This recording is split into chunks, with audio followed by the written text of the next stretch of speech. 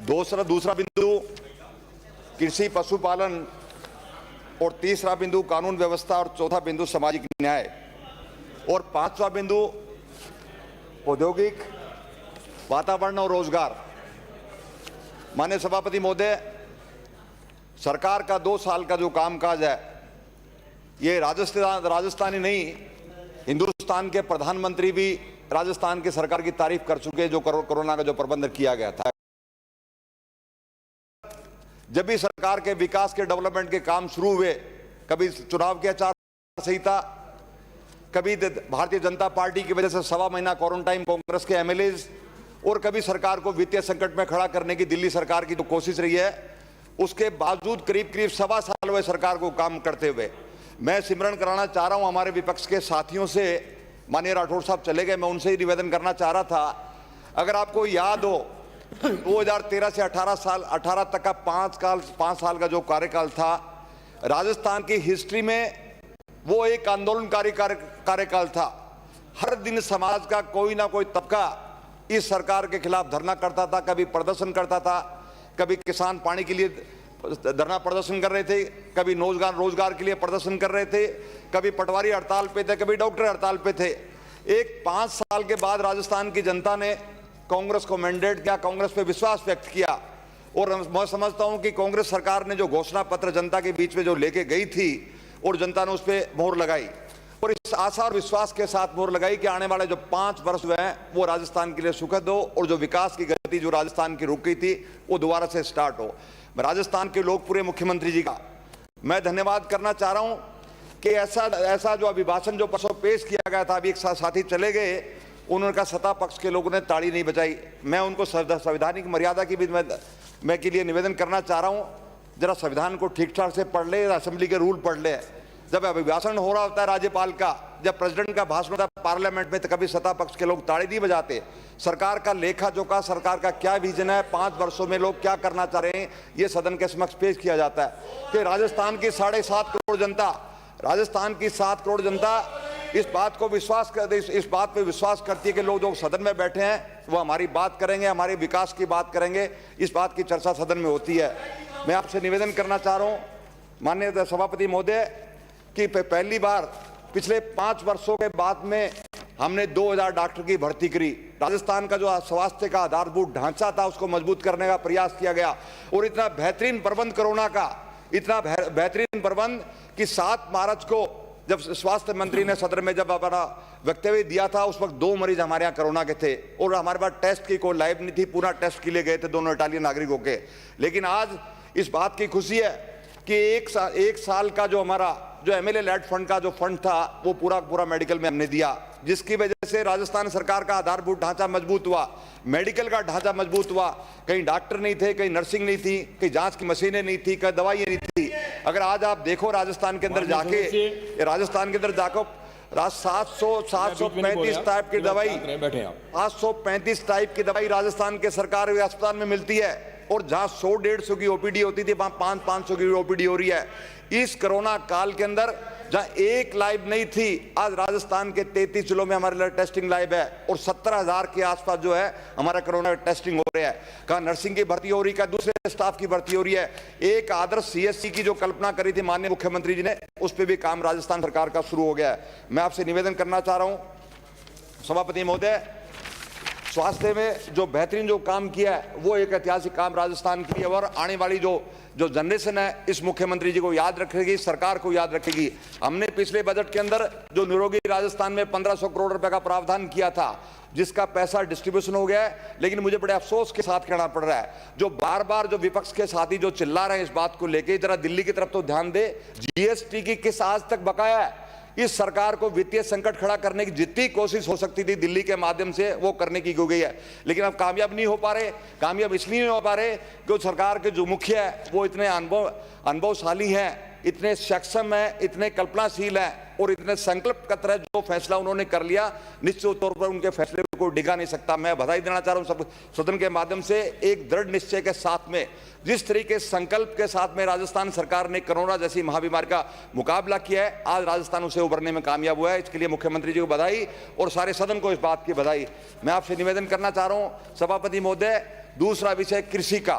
कृषि के क्षेत्र के अंदर राजस्थान ने पिछले 2 वर्षों में जो बेहतरीन जो तरक्की की है वो अपने आप में मिसाल के तौर पर कायम किया है। एक तो राजस्थान सरकार है, एक तरफ दिल्ली की सरकार है।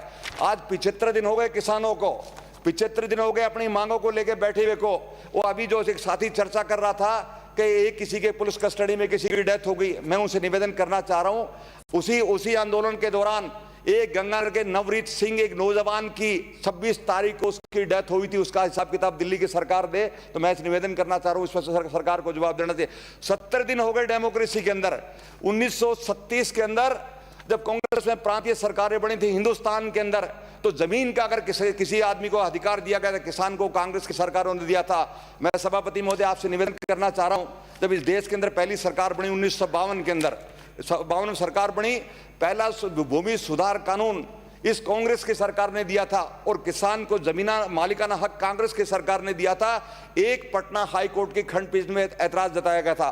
पार्लियामेंट में बिल आया और पार्लियामेंट में बिल में तत्कालीन प्रधानमंत्री पंडित नेहरू ने कहा ये किसान जमीन का मालिक है, ये उसकी मां के समान है, इसको मातृत्व का हक दिया जाना चाहिए। इस बात के लिए मैं कांग्रेस सरकार की बधाई देना चाहूं कि किसान की जब कोई बात आई है तो कांग्रेस सरकार किसान हितैषियों के किसान के पक्ष में कांग्रेस बात किया है। अगर आप याद करो 1974 में जब हरित क्रांति के माध्यम से, जब बाहर से इससे पहले गेहूं आया करता था, हरित क्रांति कांग्रेस पार्टी ने दी जिसकी वजह से गैस संपन्न हुआ। मैं आपसे निवेदन करना चाह रहा हूं सभापति महोदय, 1965 में एफसीआई बनी थी। एफसीआई किस लिए बनाई गई थी कि इस देश का गरीब को जरा राशन वितरण प्रणाली जो हमारा जो पीडीएस सिस्टम था उसको चालू करने के लिए फूड कॉर्पोरेशन ऑफ इंडिया की हमने स्थापना की गई थी और इस सरकार ने उस किसान का समर्थन मूल्य, उसके साथ ही फसल का वाजिब हक खत्म करने का जो प्रयास किया गया है वो बिल्कुल मैं इस सदन के माध्यम उसकी निंदा करता हूं। और मैं आपसे निवेदन करना चाह रहा हूं कि हमारी सरकार ने पिछले 2 वर्षों में किसान के साथ साथ उस किसान की अच्छी फसल मिले, अच्छा बीज मिले, अच्छा यूरिया मिले, अच्छा फर्टिलाइज की व्यवस्था राजस्थान सरकार ने की है। पिछले 2008 से और 13 के बीच में अगर आपको याद हो यही बीजेपी की सरकार थी कि किसान यूरिया के लिए लाइन लगाते थे, डीएपी ब्लैक में बिकती थी। हमारी सरकार ने 2021 में 24,23,000 किसानों को 3,947 करोड़ रुपए का बीमे का हमने भुगतान किया और 2020-21 में खरीद और रबी की फसल के लिए 18,33,000 मैट्रिक टन यूरिया उपलब्ध कराई और 7,18,000 मैट्रिक टन डीएपी की आपूर्ति को निरंतर जारी रखा गया। आज भी हमारे पास स्टॉक पड़ा हुआ है और मुझे इस बात की बड़ी खुशी है कि जब से अशोक गहलोत की सरकार आई है एक दिन भी किसान को यूरिया के लिए लाइन नहीं लगानी पड़ी। पंजाब में जब ट्रैफिक बंद था, रेल बंद कर दी गई थी, उसके बावजूद भी राजस्थान की सरकार ने पंजाब के किसानों को भी यूरिया उपलब्ध कराया। इस बात के लिए सरकार की बधाई है ताकि वहां के किसान को किसी प्रकार की दिक्कत नहीं आ रही।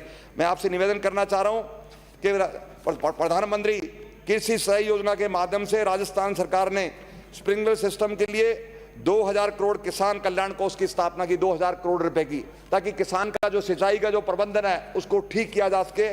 उसमें बैंक से लोन लेने की व्यवस्था की गई। ये सरकार इसके लिए बधाई की पात्र है। मैं आपसे निवेदन करना चाह रहा हूं सभापति महोदय, ये राजस्थान सरकार है, हमने अपने घोषणा पत्र में बात कही थी कि समर्थन मूल्य की अगर किसान को अगर बात करती है वो राजस्थान की सरकार करती है। हमारे घोषणा पत्र में याद थी, हमने स्पेशल सत्र बुला के 2 नवंबर को हमने 3 कानून पास किए थे। पहला कानून था कि राजस्थान सरकार इस बात की गारंटी करती है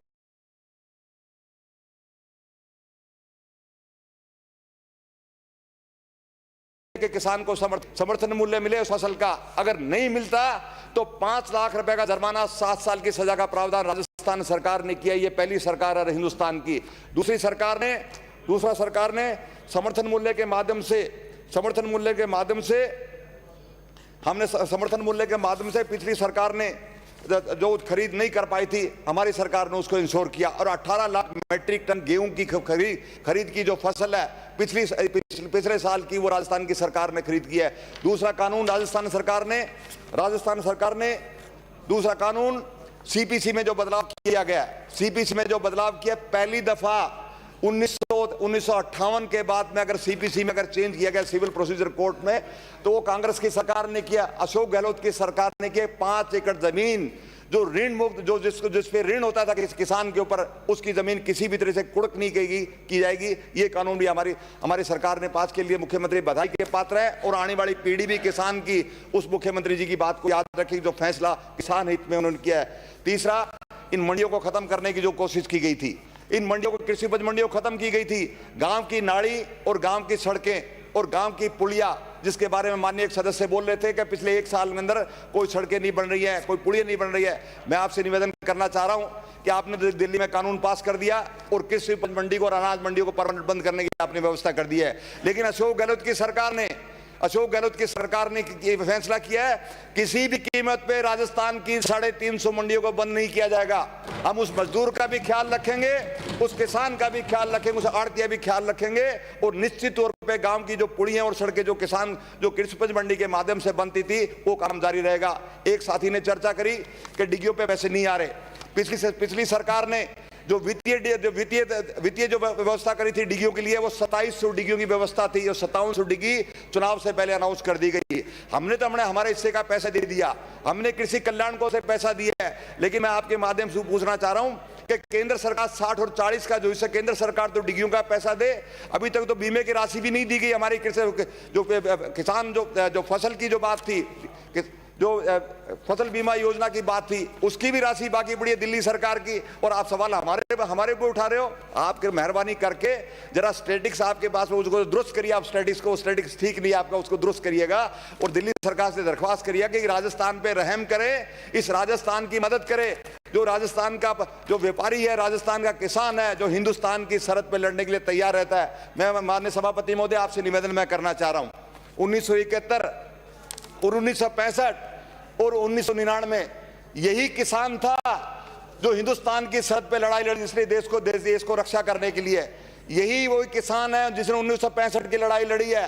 और इस केंद्र सरकार इस किसान को अंडर एस्टिमेट कर रही है। मैं आपके माध्यम से माननीय प्रधानमंत्री से निवेदन करना चाह रहा हूं, प्रधानमंत्री जी आप पंजाबी को भी समझे और पंजाबियत को समझने की कोशिश करिए। एक नारा याद करो, अब्दाली के जमाने में नारा था कि खा लो पी लो लाहिदा बाकी अब्दुल्ले साहिदा। ये पंजाब का किसान, ये राजस्थान का किसान बगैर अपना हक लिए हुए किसी भी कीमत पे बॉर्डर पे नहीं जाएगा। कृपा करके अभी समय है, इसको सुधार करने का प्रयास करें। राजनीति नहीं करनी चाहिए। आप याद करिए 2002 को देश के प्रधानमंत्री अटल बिहारी वाजपेयी हुआ करते थे और गुजरात में 2002 में जो हुआ था उसको याद करिएगा। प्रधानमंत्री जी ने कहा था पार्लियामेंट के अंदर कि गुजरात की सरकार को राजधर्म निभाना चाहिए। अभी मैं आपके माध्यम से दरख्वास्त करना चाह रहा हूं सदन के माध्यम से कि प्रधानमंत्री जी राजधर्म को निभाएं और महसूस करें कि हिंदुस्तान का किसान क्या मांग रहा है। और राहुल गांधी पे जिस तरीके की टिप्पणी करनी चाह रही थी, टिप्पणी करने से पहले सोच ले, ये राहुल गांधी का मुकाबला करेंगे जिस परिवार की 3 कुर्बानी है इस देश के लिए, जिस परिवार को इस देश को आजाद कराने में जो योगदान है उस परिवार का, उसकी आप कुर्बानी। सबसे ज्यादा डर राहुल गांधी से आपको डर है, सबसे ज्यादा राहुल गांधी से डरे हुए हिंदुस्तान का किसान राहुल गांधी के साथ है, हिंदुस्तान का नौजवान राहुल गांधी के साथ है हिंदुस्तान के। इसलिए आपको राहुल गांधी पे टिप्पणी करने का कोई अधिकार नहीं है। अगर आपको टिप्पणी करनी है, अगर आपको टिप्पणी करिए जेपी नड्डा पर टिप्पणी करनी है, अटल बिहारी टिप्पणी करनी है, नरेंद्र मोदी पे टिप्पणी करिए, टिप्पणी करें अमित शाह पे टिप्पणी करिएगा। आपको राहुल गांधी पे टिप्पणी करेगा कोई अधिकार नहीं है। जरा गिरेवान में जाते हो सोचे इस बात को। मैं आपसे निवेदन करना चाह रहा हूं माननीय सभापति महोदय, तीसरा बिंदु है कानून व्यवस्था प्रदेश की। कानून व्यवस्था के मामले में मैं मुख्यमंत्री जी को बधाई देना चाह रहा हूं कि पहली व्यवस्था करी गई है राजस्थान के अंदर जिस फरियादी की अगर कोई पुलिस थाने में एफआईआर दर्ज नहीं हो तो उसके एसपी को बाउंडेड मैंडेटरी किया गया कि उसकी एफआईआर दर्ज करके उसकी सुनवाई करे। इसके साथ साथ हमारे जो 30,000 पुलिस मित्र हमने गांव बनाए हैं ताकि पुलिस के सहयोग करे। और महिला अपराध के लिए भी हमने अलग से सेल का गठन किया गया ताकि अपराध की कमी हो। मैं आपसे निवेदन करना चाह रहा हूं, अगर याद है 2013 के बीच में यही राजस्थान है जो गंगाना हनुमानगढ़ नशे की मंडी हुआ करता था। आज मुख्यमंत्री जी को बधाई इस बात की है कि 100% तो हमने कंट्रोल नहीं किया, कम से कम 40-45% कंट्रोल करने का प्रयास किया है और राजस्थान पुलिस बेहतरीन काम कर रही है। इसके लिए मुख्यमंत्री जी बधाई के पात्र है। मैं आपसे निवेदन करना चाह रहा हूं माननीय सभापति महोदय, ये पहली सरकार है जिसने प्रत्येक थाने में जनता की फरियाद के लिए, जनता की सुनवाई करने के लिए एक अपने स्वागत कक्ष की स्थापना की गई है और करीब सारे थानों में स्वागत कक्ष की स्थापना कर दी गई ताकि फरियादी जाके अपनी बात रख सके, हमारी माता बहनें जाएं अलग से अपना काम कर सके। ये स्थापना की गई है। इसके लिए मुख्यमंत्री जी को मैं बधाई देना चाह रहा हूँ। माननीय सभापति महोदय, तीसरा महत्वपूर्ण बिंदु है सामाजिक न्याय, सामाजिक सुरक्षा। अगर याद हो कोरोना काल के अंदर किस तरीके से बाहर से जो हमारे प्रवासी भाई आए थे राजस्थान के, त्राही त्राही कर रहे थे रोटी के लिए, रोजगार के लिए त्राही त्राही कर रहे थे। राजस्थान के सरकार के मुखिया ने 3500 रुपए की उन गरीब के लिए व्यवस्था करी है, स्ट्रीट वेंडर के लिए व्यवस्था करी, हाथ से दस्तकारी काम करने के लिए 35 की व्यवस्था करके उसको संबल देने का प्रयास किया। यही राजस्थान की सरकार है। मैं आपसे निवेदन करना चाह रहा हूं कि महात्मा गांधी रोजगार योजना, ये रोजगार योजना बेसिकली एक्ट है केंद्र सरकार का, लेकिन कोरोना की महामारी में जिस तरीके से राजस्थान सरकार ने नरेगा का प्रबंध करके राजस्थान में 7,196 रुपए व्यय करके 59 लाख परिवारों को संबल देने का प्रयास किया राजस्थान सरकार। भी ऐतिहासिक फैसला राजस्थान की सरकार ने किया है। ग्रामीण विकास और पंचायती राज में 2020 और 21 के अंदर 4,372 करोड़ रुपए खर्च करके गांव के आधारभूत ढांचे को मजबूत करने का प्रयास किया गया। एक साथी कह रहे थे कि गांव में सड़कें नहीं बनी है। आप याद करो, गांव में सड़कें नहीं बनी है। अगर गांव जाके देखो, महसूस करो कि कौन कौन सी सड़कें बन गई हैं। अगर ठीक से अगर किसी आंकलन नहीं हो तो वो बाबा जी ठीक से आंकलन नहीं हो, जरा ठीक से ध्यान से, वो ऊपर मैं देख रहा हूं, मैं आपको भी देख रहा हूं, इसलिए ठीक से जरा पंचायती राज विभाग में जाके देखिएगा, पंचायती राज विभाग में जाके देखिएगा राजस्थान की सरकार ने कितनी सड़कें दी हैं। जितनी सड़कें उतनी सड़कें 1 मिनट बोलूंगा तक जी, उतनी सड़कें आपको भी दी गई है। इसलिए राजस्थान सरकार ने इसमें आधारभूत परिवर्तन करके एक ऐतिहासिक फैसला किया है। और इसके साथ साथ आपको याद होगा, कोरोना काल में रोटी की बड़ी दिक्कत हो गई थी। गरीब व्यक्ति को इंदिरा रसोई के नाम से 8 रुपए में खाना हिंदुस्तान में किसी कोने में मिलता है, लेकिन राजस्थान के सरकार के मुख्यमंत्री की संवेदनशीलता, इंदिरा रसोई में 8 रुपए के हिसाब से खाना प्रबंध किया गया, जिसमें अब तक 1,55,00,000 स्थानीय लोग खा चुके हैं। और उसको आगे भी जारी रखने का हम लोग कोशिश कर रहे हैं। और प्रदेश की 213 नगर पालिका में इसका संचालन किया जा रहा है। माननीय सभापति महोदय, 1 मिनट और लूंगा, तो 1 मिनट मेरा पहला खराब कर दिया था। माननीय सभापति महोदय, मैं आपके माध्यम से निवेदन करना चाह रहा हूं, अगर रोजगार की बात करें तो जिस दिन से सरकार बनी थी, सरकार बनने के 2 महीने के अंदर 25,000 थर्ड ग्रेड के टीचर की हमने भर्ती करी थी। और आज कोई भी विभाग सरकार का ऐसा नहीं है जो काम पिछली सरकार के जमाने में रोके हुए थे, कोई हाई कोर्ट में पेंडिंग था, कोई जिले की अदालत में पेंडिंग था, तरीके से पैरवी करके वो सारे स्टे वेकेट कराए हैं। और राजस्थान में करीब हमने 1 लाख लोगों को रोजगार दिया है। माननीय सभापति महोदय, शिक्षा के क्षेत्र में अभूतपूर्व कार्यक्रम हुए राजस्थान के, हायर एजुकेशन में काम हुआ है। 8 ITI खोलने का प्रावधान है, जिसका विचाराधीन काम हमारा चल रहा है। ये हमारे माननीय सभापति महोदय, इसके साथ साथ अध्यक्ष महोदय 1 मिनट लूंगा, राज्यपाल के अभिभाषण पर बोलने के लिए इंडस्ट्रियलाइजेशन करने के सरकार नई इंडस्ट्री की नीति लेके आई है। राज्यपाल के अभिभाषण के हिंदू संख्या का मौका दिया, बहुत बहुत धन्यवाद। बैठिए। बलवीर लूथरा। माननीय सभापति महोदय,